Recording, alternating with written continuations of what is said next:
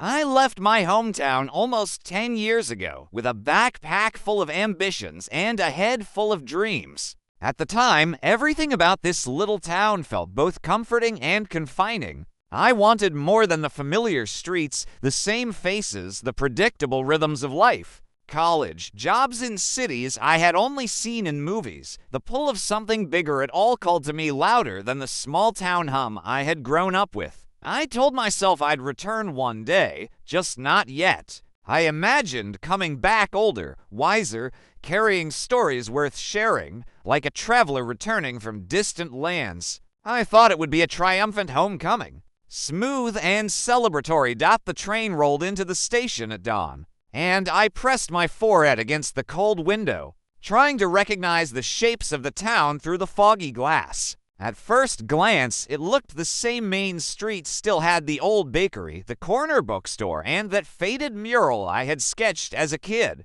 But something felt subtly different, like the town had grown up while I was away, stepping onto the platform. I saw a few familiar faces, some strangers now. Some unchanged. Mrs. Larkin, who ran the bakery, waved at me with a mixture of recognition and surprise. It was strange to feel both invisible and known at the same time. I realized my expectations of a perfect, welcoming homecoming didn't match reality, but there was a quiet thrill in that mismatch. Walking through the streets, I noticed the small, almost imperceptible changes. The lampposts had been replaced. A new coffee shop now hummed where the old arcade used to be, and the park bench by the river had a fresh coat of paint. These shifts were minor, yet each one tugged at my memory, a reminder that time had moved on without me. I met old acquaintances, now carrying the weight of their own lives. There was Jamie, who had been my closest friend in high school, looking more mature but still with that familiar grin.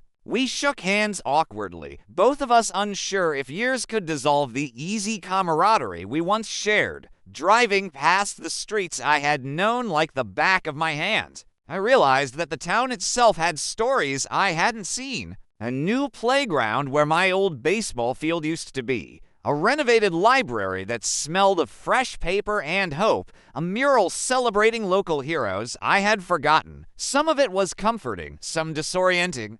I felt like a visitor in a place that was technically my home but had evolved without my presence. The nostalgia that had drawn me back collided with a sense of distance, and I found myself searching for familiar markers, places, sounds, smells that had been etched in my childhood memory. Reuniting with my family was both joyful and strange. My parents had aged, lines marking the years of worries and triumphs, yet their warmth remained the same. We hugged, laughed, and reminisced, but I noticed the subtle gaps where our lives had diverged, their experiences without me, mine without them. Even my younger sister, who I had watched grow from across screens during my time away, had her own rhythm now. I felt like I was learning her all over again, trying to place myself in a life that had gone on without my daily presence. The love was there, but it was tempered by reality. Meeting old friends brought a mix of nostalgia and revelation. Some of them had stayed, some had left, some had returned, each carrying stories that I had only imagined. Over beers and late-night conversations, we laughed at the past and shared our new perspectives. I realized how much I had changed to how the experiences I'd gathered, the mistakes, the successes, the heartbreaks, had shaped me in ways the town could barely reflect. It was humbling to see that both I and my friends were familiar yet unrecognizable, like faces in a photograph taken from a different angle. Walking alone at night through the streets I once ran down as a kid, memories flooded in, some joyful, some painful. I passed the old swing set where I had cried after a first heartbreak, the corner store where I had celebrated small victories, and each place seemed alive with echoes of the past. It was bittersweet. I wanted to feel the comfort of nostalgia, but I also felt the tension between who I had been and who I had become. The town hadn't changed its essence entirely, yet I carried a sense of displacement, a feeling of being out of sync with the place I had called home. Not everyone was as I remembered. Old friends had taken paths I couldn't follow. Relatives had changed in ways both subtle and profound. Some were hardened by time, some softened, and some seemed to carry a quiet sadness that only years could impart. I struggled with moments of dissonance recognizing the people I loved, yet feeling like strangers lived in their skin. It was a reminder that while I had changed, life hadn't paused for me. The town and its people had moved forward, and I needed to find my place in that continuum. I began finding small comforts in routine: the morning walks to the bakery, the familiar scent of pine near the river, the quiet evenings spent reading in my old bedroom, now slightly renovated. These moments grounded me, bridging the gap between past and present. I realized that home wasn't just the physical space,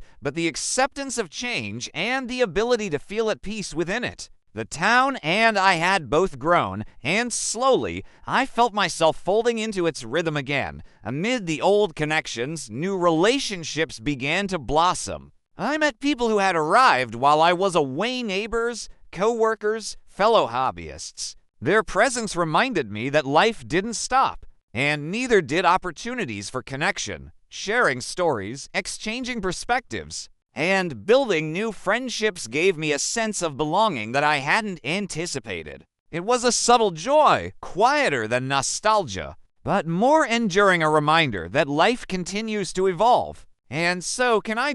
There were nights when I sat by the window, staring at the streets below, wrestling with the collision of memory and reality. I remembered laughter, mistakes, heartbreaks, and victories, and I compared them with the present. I realized that clinging to the past would prevent me from embracing the now. Acceptance didn't mean forgetting, it meant honoring the memories while opening myself to the present and future. The town wasn't just a backdrop for nostalgia. It was a living, breathing space where I could continue to grow slowly. I came to understand my place not as the person who had left, not entirely as the one who had returned, but as someone who belonged to both timelines. I could appreciate what I had left behind, acknowledge the growth I had undergone, and still carve out a meaningful space in this home. This understanding brought a quiet peace, a reassurance that home wasn't static, and neither was I. The town and I had changed,